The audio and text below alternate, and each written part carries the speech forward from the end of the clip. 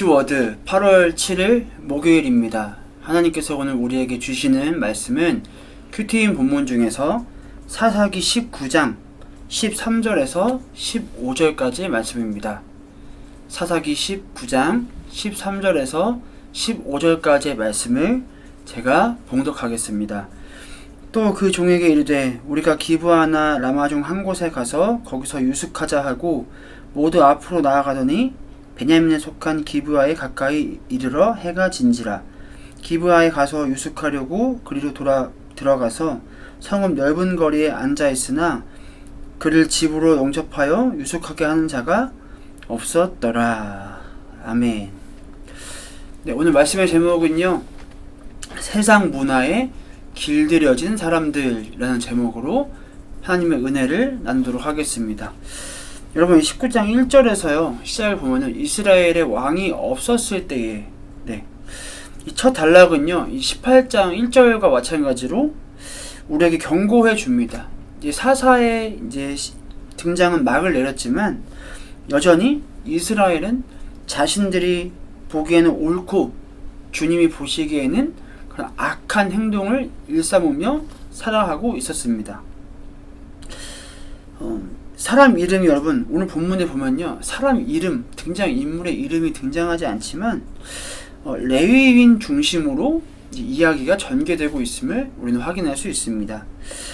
앞서 17장에서 18장에 등장하는 레위인은 그런 어떠한 자신의 종교 활동을 통해 자신이 높아지려고 열중했는 반면에 오늘 등장하는 레위인은요, 이 첩을 가진 것으로 소개가 되고 있습니다. 이 첩의 존재는 여러분 결국에는 이 첫 번째 부인은 아니라는 거잖아요. 이 당시에는 그런 문화가 당연했지만 어쨌든 이 정상적인 가정의 모습은 아닙니다. 결국 이 자기의 성적 대상, 자기의 욕구 때문에 이 첩의 존재를 만들게 된 것이죠. 그래서 이 레위인은 이 여인의 남편이기도 하면서 또 주인이기도 했습니다. 여러분, 창세기 잘 아는 2장 24절 말씀에 보면 이러므로 남자가 부모를 떠나 그의 아내와 합하여 둘이 한 몸을 이룰지로라. 네. 하나님께서 태초에 결혼은 한 남자와 한 여자 사이에서만 이루어져야 한다라고 분명히 말씀하셨습니다. 그 이후에 근데 여러분 수많은 사람들, 그런 당연히 하나님의 사람들도 있었겠죠. 그 자녀들까지도 이 사회가 하는 대로 여러 아내들과 첩들을 두기 시작했습니다. 아브라함 때부터 야곱, 그 이후에 발생하게 될 그 솔로몬 때까지 이 일부 다처제라는 이 상황은요, 항상 이 상심과 고통을 가져왔고 또 그 상심과 고통에는 그 누구도 예외에는 없었습니다. 이 거룩하게 구별되어야 할 레위인이요, 이런 이교 문화에 휩쓸려 이 첩을 두었다는 것부터가 여러분 굉장히 심상치 않게 우리에게 다가오고 있습니다. 앞서 등장할 레위인은 이 종교 활동을 통해 자신을 높이려고 했다면 오늘 레위인은 인간 관계를 통해 자신을 높이려고 한다는 것을 우리는 오늘 본문을 통해 확인할 수 있습니다. 이 본문 2절 이후로 보면 여러분, 레위인의 이 첩은 간음을 저지르고 자기 아버지의 집으로 베들레헴으로 되돌아갔다라고 기록되어 있는데요. 이 이별은 여러분 굉장히 매우 엄청나게 심각한 결별이었습니다.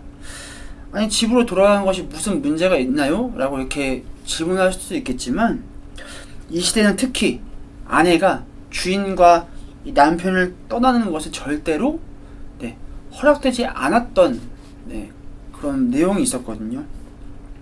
그래서 이 이유를 보면요, 레위인은 넉 달 만에 그 여인을 찾으러 갑니다.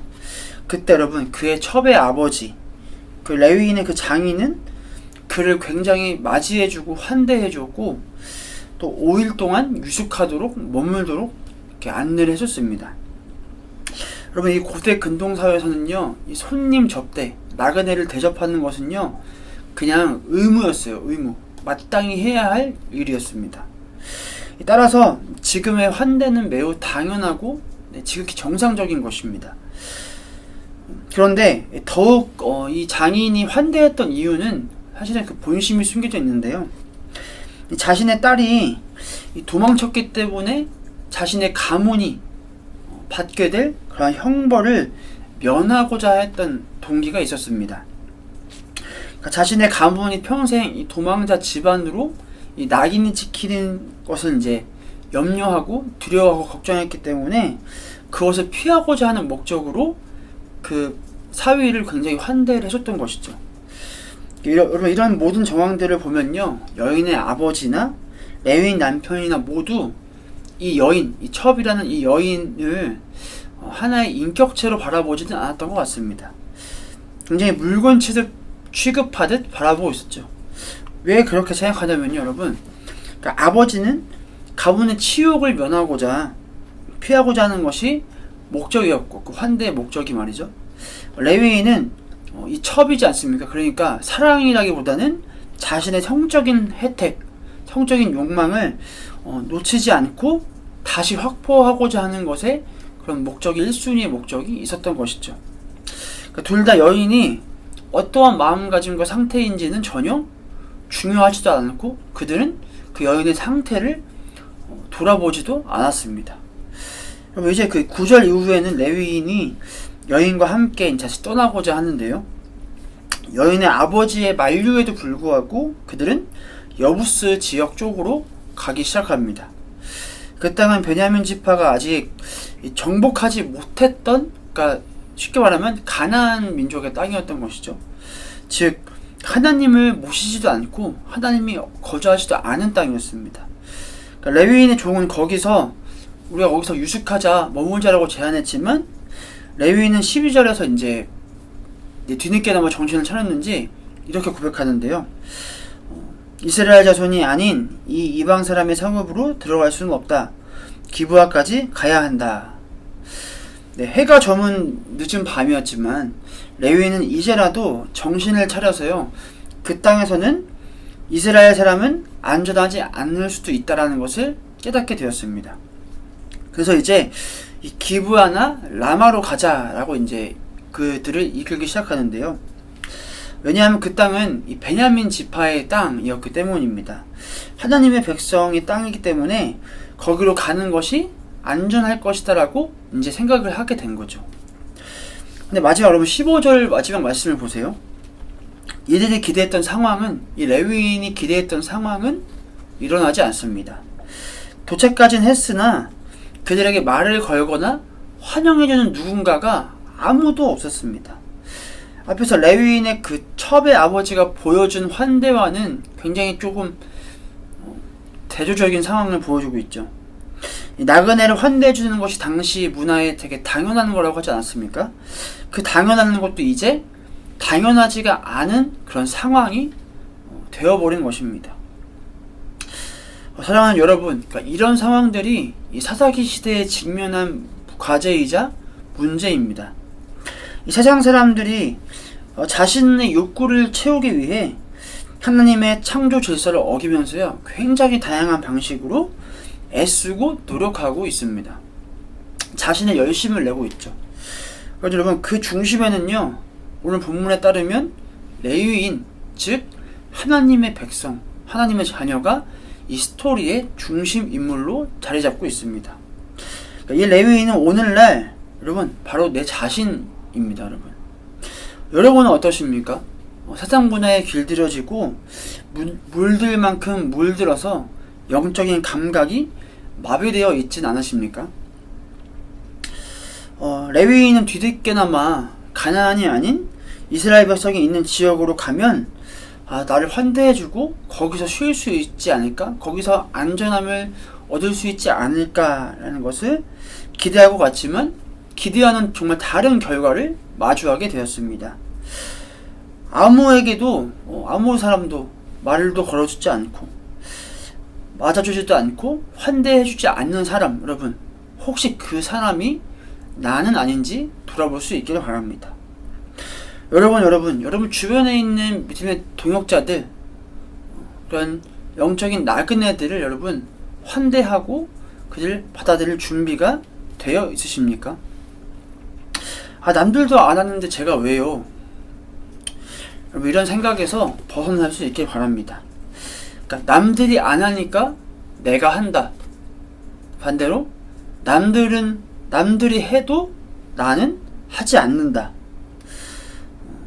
그러니까 세상 풍조에 휩쓸리는 사람이 아니라 그리스도의 십자가로 여러분 그 문화를 주도하고 선도할 수 있는 그런 사람이 될 수 있길 바랍니다. 여러분의 서 있는 가정, 직장, 학교, 관계 등 모든 영역에서 여러분 그들이 할 수 있는 선택 말고, 그러니까 하나님을 믿지 않는 사람들이 할 수 있는 선택들 말고요, 하나님의 자녀로서, 그러니까 그리스도인으로서만 할 수 있는 선택과 태도를 여러분 보여줄 수 있는 그런 멋진 청년 그리스도인이 될 수 있기를 축복합니다. 로마서 12장 2절 말씀입니다. 너희는 이 세대를 본받지 말고 오직 마음을 새롭게 함으로 변화를 받아 하나님의 선하시고 기뻐하시고 온전하신 뜻이 무엇인지 분별하도록 하라. 아멘. 여러분, 오늘 이 말씀을 기억하면서요, 하루도 또 앞으로도 여러분 세상 문화에 그렇게 길들여져 가는 사람이 되지 않고 영적으로 또 분별하며 정말 분별력 있는 그런 그리스도인으로 살아갈 수 있는 우리 사랑하는 예능의 모든 청년들이 될 수 있기를 주님의 이름으로 간절히 축복합니다. 함께 또 말씀을 기억하며 기도하겠습니다.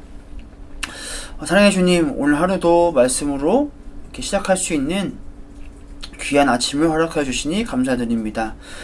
하나님, 세상의 말씀을 계속 묵상하며 세상 문화에 이 그리스도인조차도, 하나님의 자녀조차도 휩쓸려서 물들어서 그 분별력을 잃어가는 모습들을 바라보게 됩니다. 하나님, 바라기는 우리 오늘날 우리 청년들 영적인 레위인으로서 하나님의 선택을 받은 자녀로서 세상 문화에 같이 휩쓸려져 가는 그런 사람들 되지 않게 하시고, 그 예수 그리스도의 십자가와 부활로 그 말씀으로 그 세상 문화를 이끌어가고 선도할 수 있는 정말 하나님의 영역으로 변화시킬 수 있는 분별력 있는 영적인 제사장으로서 온전히 서 있을 수 있도록 우리 청년들의 삶을 기억하여 주시고 온전히 붙들어 주시옵소서.